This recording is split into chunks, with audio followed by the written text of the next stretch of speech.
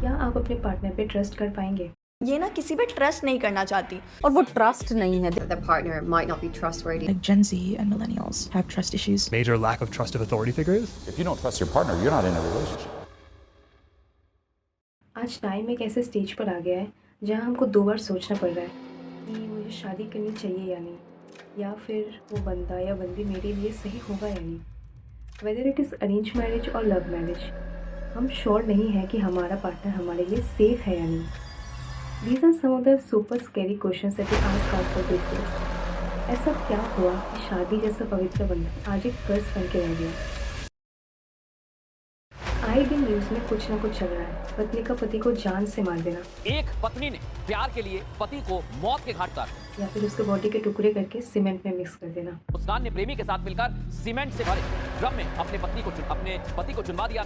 बहू को ससुराल वालों का HIV इंजेक्शन से इंजेक्ट कर देना क्योंकि वो डाउरी डिमांड्स को मैच नहीं कर पाए। ऐसे केसेस हर दिन हो रहे हैं, कुछ मीडिया के सामने आ रहे हैं या तो कुछ दबा दिए जा रहे हैं। ये वीडियो आगे जाके और डार्क होने वाली है क्योंकि आज हम ऐसे ही कुछ इंसिडेंट्स पे बात करने वाले हैं और क्या ऐसे चेंजेस की ज़रूरत है जिससे ये सब डिक्लाइन हो सके। I don't know I should glorify this और not, but marriage is a game of kids this days.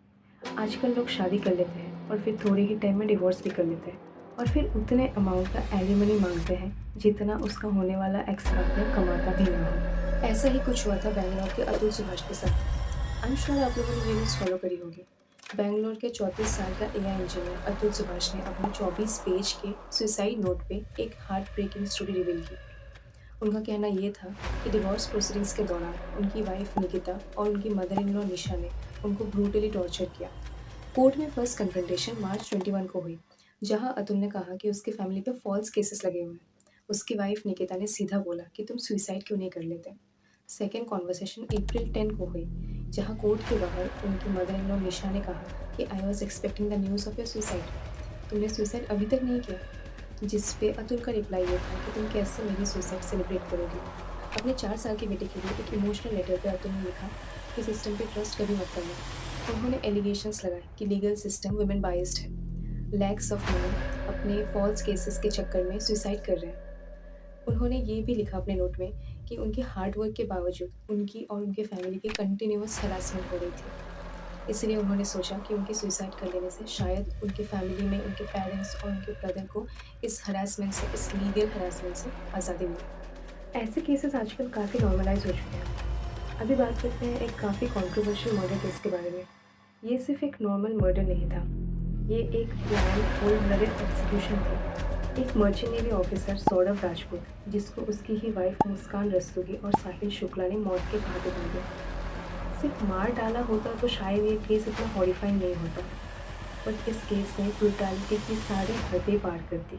Saurabh को स्टैब करने के बाद उसके बॉडी के 15 पीसेस कर दिए गए और उन पीसेस को एक प्लास्टिक के ड्रम में भर के उसको सीमेंट से सील कर दिया गया, जैसे कि कोई अजीब सा कंस्ट्रक्शन का प्रोजेक्ट हो। अब सबसे शॉकिंग बात ये थी कि मुस्कान और साहिल ने इस मर्डर को अंजाम देने के बाद बिना कुछ गिल्ट महसूस करे 12 दिन की मनाली ट्रिप एंजॉय कर ली। बाद में कुछ वीडियोस पे मिले जिसमें वो मस्ती करते हुए, हंसते हुए दिख रहे थे। ये सोचने वाली बात है कि कोई इंसान कितना स्टोन हार्टेड हो सकता है, लेकिन ये प्लान जितना शातिर था उतना गंदा भी। अपनी ट्रिप से वापस आने के बाद मुस्कान ने सोचा कि ड्रम को यहाँ से हटाना पड़ेगा, इसलिए उसने लेबर्स को भी बुलाया। बट ये ड्रम इतना भारी था कि लेबर्स उसको उठा ही नहीं पाए और तभी उससे बहुत ही अजीब सी बदबू बाहर आई, जिससे लेबर्स को भी शक हुआ और वो वहाँ से भाग निकले। वहीं से शुरू हुई इन दोनों की अंत की शुरुआत। मुस्कान डर गई और अपने मायके भाग गई। इनिशियली उसने सारे इल्ज़ाम सौरभ की फैमिली पर डालने की कोशिश करी, पर जब उसके पेरेंट्स ने सख्ती दिखाई तो सच निकल के बाहर आया। इसके बाद उसके पेरेंट्स ने ही उसको पुलिस के हवाले कर दिया, जहां मुस्कान ने सारी चीज़ों का कन्फेशन कर दिया। अभी रिपोर्टेडली दोनों, मुस्कान और साहिल, जुडिशियल कस्टडी में हैं और दोनों ही ड्रग एडिक्ट्स हैं, जहां वो ड्रग की मांग कर रहे हैं खाने की जगह।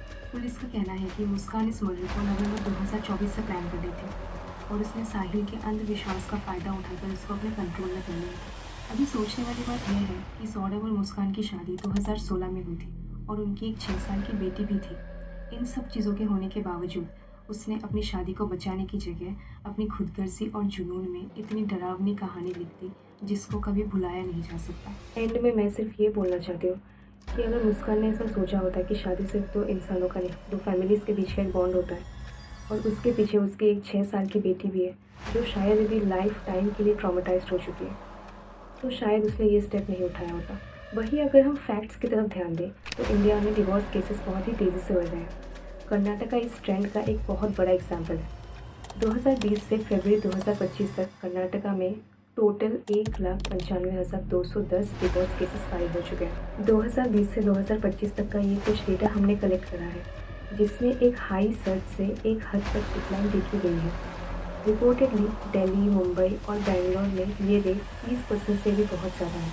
ये नंबर सिर्फ एक लीगल स्टैटिस्टिक नहीं है, एक बदलते हुए सोसाइटी का रिफ्लेक्शन है। जनवरी 2024 में अतुल सुभाष के केस से मिलती जुलती एक केस सामने आई। बिजनौर के 24 साल के रोहित साइनी ने खुदकुशी कर ली। इल्ज़ाम लगा उसकी वाइफ और उसके घर वालों पे, क्योंकि उन्होंने उससे 10 लाख रुपए की डिवोर्स सेटलमेंट की डिमांड करी थी। रोहित, जो 2 साल पहले ही शादीशुदा हुआ था और एक छोटे बच्चे का बाप भी था, अपने ही कमरे में फांसी से लटकता हुआ मिला। उसके पास एक सुसाइड नोट भी मिली जिसमें लिखा हुआ था कि उसकी मौत की जिम्मेदार उसकी वाइफ प्रीति और उसके घर वाले हैं। ऐसे केसेस हमें दिखाती है कि इमोशनल और सोशल एक्सप्लॉयटेशन किस हद तक किसी की ज़िंदगी छीन सकती है। ये कहानी यही ख़त्म नहीं हुई। कर्नाटका के हुबली से एक ऐसी ही हार्ट रेंचिंग स्टोरी सामने आई, जहां 40 साल के पेटारू गोल्लापल्ली ने अपनी जान दे दी। पुलिस के मुताबिक उसके वाइफ से मिल रही कंटिन्यूअस हरासमेंट इस सेल्फ हार्म की वजह बनी। पेटारू, जो एक प्राइवेट फार्म में काम करता था, अपने ही घर में फांसी से लटकता हुआ मिला। उसके पास से एक नोट मिली जिसमें लिखा हुआ था कि daddy, I am sorry, but मेरी वाइफ मेरी मौत चाहती है। इन्वेस्टिगेशन से ये भी सामने आया कि उनकी शादी के सिर्फ 3 महीने बाद ही दोनों अलग हो गए और उसकी वाइफ ने उससे 20 लाख की एलिमनी डिमांड करी थी। ये केस एक और एग्जाम्पल है जो हमको बताता है कि फाइनेंशियल एक्सप्लॉयटेशन किस हद तक आगे बढ़ चुका है, जिससे लोग अपनी लिमिट भूल चुके हैं। While working on this video and the script, I felt a sense of sadness and negativity around all these stories. Being a woman myself, I am numb. We should at least treat people like people and be kind to each other, whether it's a man or a woman. But शायद दुनिया पहले से काफ़ी change हो चुकी है and the word trust has a different meaning now. और ये बात वहीं पे आके रुकती है, उसी क्वेश्चन पे आके रुकती है। क्या आप अपने पार्टनर पे ट्रस्ट कर पाएंगे? अगर ये वीडियो आपको पसंद आई है तो इसको अपने फ्रेंड्स और फैमिली के साथ शेयर करें और एक अवेयरनेस फैलाने की कोशिश करें। अपने लव्ड वंस का ख्याल हमेशा रखें। बेल आइकन को प्रेस करके रखें ऐसे ही कंट्रोवर्शियल वीडियोस के लिए। This is Megha and you are watching TWM, your gateway to truth. मैं मिलती हूँ आपसे अगली वीडियो में, तब तक के लिए स्टे हैप्पी, स्टे सेफ।